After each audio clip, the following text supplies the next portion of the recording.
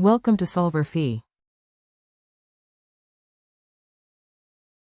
So here, if we observe figure 39, we can 49 rather.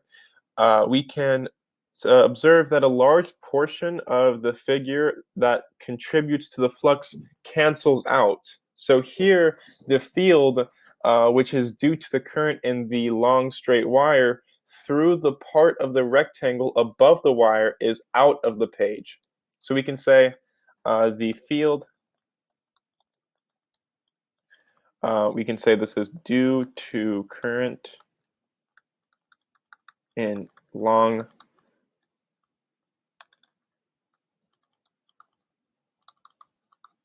straight wire.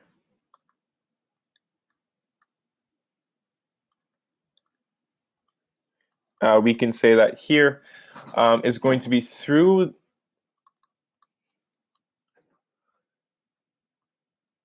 the part of rectangle above wire is out of the page. We can say, given this, this is found by the right-hand rule, and below the wire it is into the page. So we can say below wire into the page. Given this, we can say that then the height, because the height of the part above the wire is b minus a, then a strip below the wire, where the strip borders the long wire and extends a distance b minus a away from the wire, has exactly the equal but opposite flux. And so this is canceling out the contribution from the part above the wire. So we then obtain the non-zero contributions of flux. We can say that the magnetic flux is then going to be equal to simply the integral of the magnitude of the magnetic field times dA. This is going to be equal to the integral from b minus a to a. So again, essentially, again, the contribution to the magnetic flux from the part above the wire is canceling out. So we can say that this is going to be integral from b minus a to a of the magnetic permeability of free space, mu naught, times I, the current, divided by 2 pi r, multiplied by b dr. And so this is going to be equal to the magnetic permeability in free space times b times r divided by, again, 2 pi, multiplied by the natural log of a divided by b minus a. So essentially, we're factoring out all of the constants, and then we're taking simply the integral of dr over r. Again, that will be equal to the natural log of a over b minus a. We can then use Faraday's law.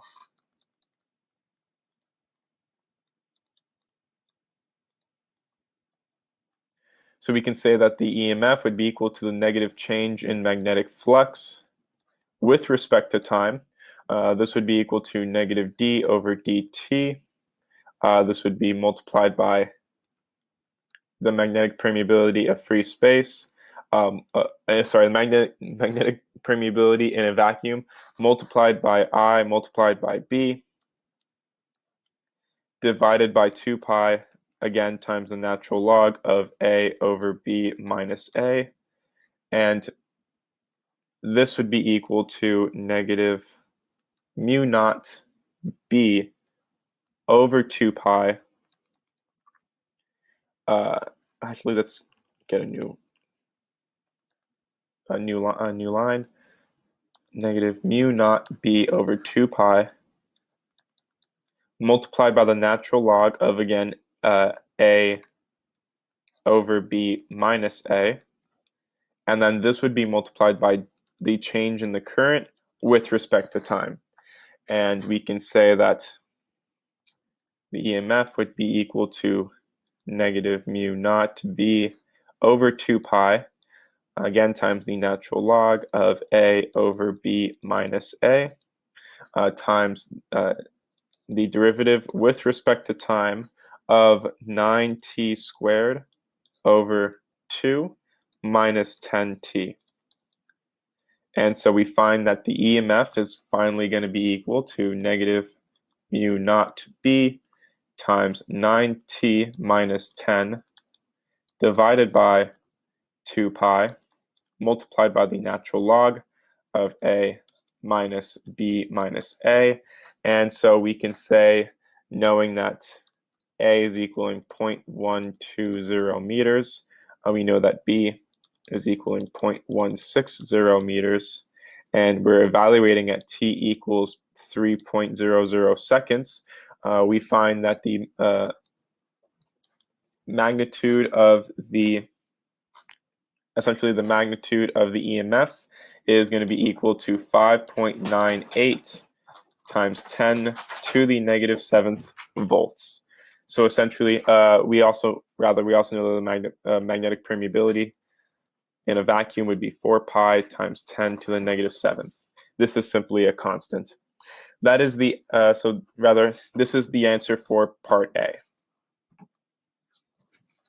For part B, we can then we're going to note that the change in the current with respect to time we find to be greater than 0 at t equals 3.0 seconds. We can then say that essentially this we have this. If this is the case, the system is analogous to figure 35C, and we can then say from Lenz's law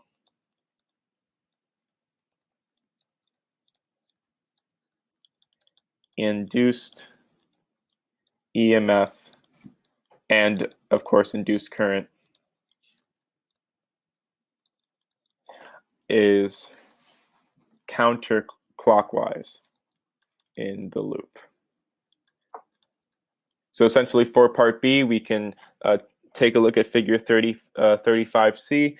This is somewhat similar to our system, and we can then say, of course, from Lenz's law, that the induced EMF and the induced current is counterclockwise. So this would be our answer for part B. That is the end of the solution. Thank you for